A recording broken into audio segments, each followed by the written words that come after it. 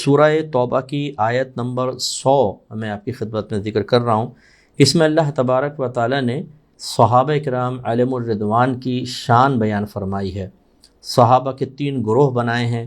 ایک تو وہ کہ جو اولاً ایمان لائے اور انہوں نے مکے سے ہجرت کر کے مدینے آنے کا شرف حاصل کیا۔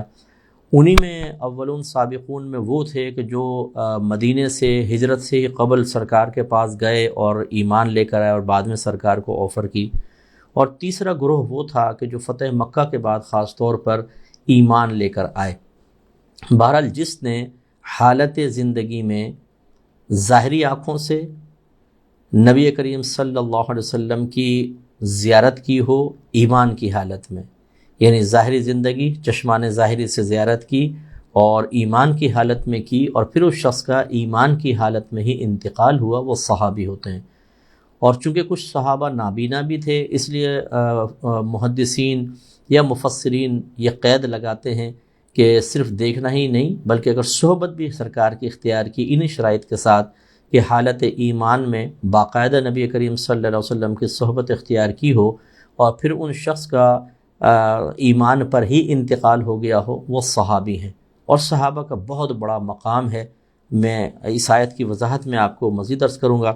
اللہ تعالیٰ ارشاد فرماتا ہے کہ والسابقون الاولون من المہاجرین والانصار، اور سبقت لے جانے والے پہلے، یعنی ایمان لانے میں سبقت دوسروں سے سبقت لے گئے، اور پہلے والے مہاجرین میں سے اور انصار میں سے، والذین اتبعوہم بإحسان، اور وہ جو ان کے پیچھے ہوئے، ان کے پیروکار ہوئے اخلاص کے ساتھ، رضی اللہ عنہم ورضوا عنہ، اللہ تعالیٰ ان سے راضی ہوا اور وہ اللہ سے راضی ہوئے۔ وأعد لهم جنات تجری، اور اللہ تعالیٰ نے تیار کی ہیں ان کے لیے ایسے باغات کہ جاری ہوتے ہیں تحتها الانہار، ان کے نیچے سے نہریں، خالدین فیہا ابدا، وہ اس میں ہمیشہ ہمیشہ رہیں گے۔ ذالک الفوز العظیم، یہ کیا ہی بڑی کامیابی ہے، عظیم کامیابی ہے۔ تو اچھی طرح یاد رکھیں کہ اس آیت کے تناظر میں یہ متفق علیہ مسئلہ ہے کہ جن کی صحابیت ثابت ہو گئی وہ قطعی جنتی ہیں، کیونکہ کسی کا اس میں اختلاف نہیں کہ یہ آیت کریمہ صحابہ کرام علیہم الرضوان کے بارے میں نازل ہوئی اور اللہ تعالیٰ نے ان سے اپنی رضا کا اعلان فرما دیا کہ اللہ ان سے راضی، وہ اللہ سے راضی، اور ان کے لیے جنت کی بشارت بھی دے دی گئی ہے۔ اسی لیے ہمارا عقیدہ ہے کہ ہر صحابی قطعی طور پہ جنتی ہے۔ کوئی صحابی معاذ اللہ ایسا نہیں کہ حالت صحابیت میں ان کا انتقال ہو اور وہ آخرت میں قابل گرفت ہوں، کیونکہ اللہ تبارک و تعالیٰ نے یہ فیصلہ فرما دیا ہے۔ اور یہاں میں اپنے بیانات میں بھی عرض کرتے رہتا ہوں، اور آج آپ کی خدمت میں اس درس قرآن کے وسیلے سے ذریعے سے آپ کی خدمت میں ذکر کر رہا ہوں کہ اللہ تبارک و تعالیٰ کی ذات قدیم ہے۔ قدیم اسے کہتے ہیں کہ جو ہمیشہ سے ہو، اور جو پہلے نہیں تھا پھر وجود میں آیا اسے حادث کہتے ہیں۔ الف دال اور سا، حادث، حادث مینس نوپید، اسی کو مخلوق بھی کہتے ہیں، اسی کو ممکن بھی کہتے ہیں، اسی کو مقدور بھی کہتے ہیں، کہ گویا کہ اللہ تعالیٰ ہمیشہ سے ہے، اس پر نہ ہونا کبھی طاری نہیں ہوا۔ باقی تمام جو مخلوق ہے اللہ کا ما سوا، جس کو عالم کہا جاتا ہے، وہ حادث ہے، وہ مقدور ہے، وہ مخلوق ہے، وہ نوپید ہے۔ اور جس طرح اللہ تعالیٰ کی ذات قدیم ہے، ایسی اس کی صفات بھی قدیم ہیں۔ اس کا علم بھی ہمیشہ ذات کے ساتھ قائم، اس کا کلام ہمیشہ ذات کے ساتھ قائم، اللہ تعالیٰ کے ارادے ہمیشہ ذات کے ساتھ قائم، اور بھی صفات ذاتی ہیں، لیکن 3 میں اس لیے ذکر کر رہا ہوں کہ آیت کے تناظر میں آپ وضاحت کو سمجھ سکیں۔ اب اللہ تعالیٰ ہمیشہ سے ہے، اس کا علم بھی ہمیشہ سے ہے، اس کا مطلب ہے وہ جانتا ہے کہ کیا کچھ ہونے والا ہے۔ تو صحابہ کے مابین کیا کچھ ہونے والا ہے اللہ تعالیٰ ازل سے جانتا ہے۔ پھر اللہ تعالیٰ نے کا کلام بھی قدیم، اس کے ارادہ قدیم۔ تو ارادہ اس آیت کی روشنی میں پتہ چلتا ہے کہ ازل سے اللہ کا ارادہ یہ تھا کہ صحابہ کرام سے راضی ہو جائے گا۔ وہ صحابہ چاہے مہاجرین ہیں، وہ انصار ہیں، چاہے وہ جو فتح مکہ کے بعد ایمان لے کر آئے، سب سے اللہ نے اپنی رضا کا اعلان فرما دیا۔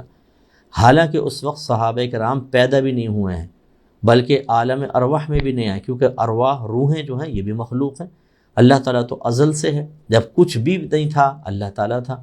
اس کا مطلب ہے کہ ازل سے ہی اللہ تعالیٰ کا ارادہ تھا کہ صحابہ کرام کے مابین کچھ بھی ہو وہ ان کی بخشش و مغفرت فرمائے گا، انہیں جنتی بنائے گا۔ اللہ کا علم میں ہے کہ وہ کیا کیا کریں گے، اس کے باوجود اللہ تعالیٰ نے کلام یہی فرمایا جو قدیم ہے اللہ کا، اور یہی ارادہ فرمایا اور یہی کلام فرمایا کہ اللہ ان سے راضی، وہ اللہ سے راضی۔ اس لیے میں تمام اپنے دیکھنے والوں سے گزارش کرتا ہوں کہ صحابہ کرام علیہم رضوان کی شان میں ذرہ برابر گستاخی مت کیجیے گا۔ یہ وہ گروہ ہے جس سے اللہ نے ازل سے ہی رضا کا اعلان فرمایا، اور وہ قطعی جنتی ہیں۔ صحابہ کے مابین اگر آپ کسی حوالے سے سنیں کہ کچھ معاملات ہوئے بھی ہیں، میں آپ سے سوال کرتا ہوں کہ کیا اللہ تبارک و تعالیٰ کو ازل سے معلوم نہ تھا کہ کیا کچھ ہونے والا ہے؟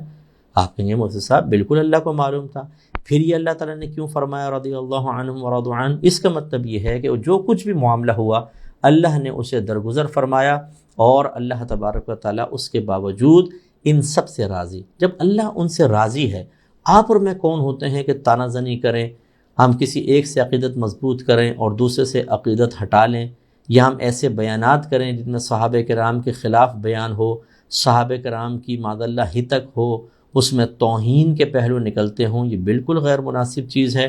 میں تمام جو ہم سے عقیدت محبت رکھتے ہیں، ہماری بات کو کچھ اہمیت دیتے ہیں، کسی ایسے شخص کا بیان نہ سنیے جو صحابہ کرام پہ تنقید کر رہا ہو، صحابہ کی تنقیص کر رہا ہو، توہین کر رہا ہو، معاذ اللہ برا بھلا کہہ رہا ہو، اس سے آپ بہت دور رہیں۔ صحابہ کرام وہ نفوس قدسیاں ہیں کہ اللہ ان سے راضی ہے، اور میدان محشر میں آپ یہ دیکھیں گے کہ جو ہماری ان باتوں کا خلاف جا رہا ہے، اور میری باتوں سے مراد قرآن و حدیث کی تعلیم اور اس کا نچوڑ ہے، وہ کتنا پچھتائے گا، وہ کتنا شرمندہ ہوگا، اور نبی کریم صلی اللہ علیہ وسلم اس پر کتنے غضبناک ہوں گے۔ اس لیے یہ جڑ ہوشیاریاں نہ کریں۔ بہت سارے واقعات ایسے ہوتے ہیں کہ جو ہمیں مختلف حوالوں سے ہم تک پہنچتے ہیں، بعض مستند ذرائع ہوتے ہیں، بعض غیر مستند ہوتے ہیں۔ اگر مستند ذرائع بھی آپ سامنے رکھ لیں تب بھی اللہ تعالیٰ نے قرآن کے ذریعے ہم تک یہ پیغام پہنچا دیا، اللہ ان سے راضی ہو گیا، وہ اللہ سے راضی ہیں۔ تو ایسا ہرگز نہ کریں کہ آپ خدا نخواستہ اللہ تو ان سے رضا کا اعلان کرے اور ہم کہیں ہم ناراض ہیں۔ تو کسی ایک صحابی یا اہل بیت اطہار کو بنیاد بنا کر ہمیں اجازت نہیں ہے کہ اللہ تعالیٰ نے جن سے رضا کا اعلان فرمایا ان میں سے کسی کے ساتھ بھی بدسن ہوں، ان کو گالیاں بکیں، معاذ اللہ ان کے اوپر لعنت کریں، معاذ اللہ ان کو جہنمی قرار دیں۔ یہ بالکل مناسب نہیں ہے، اس سے اجتناب کرنا واجب ہے۔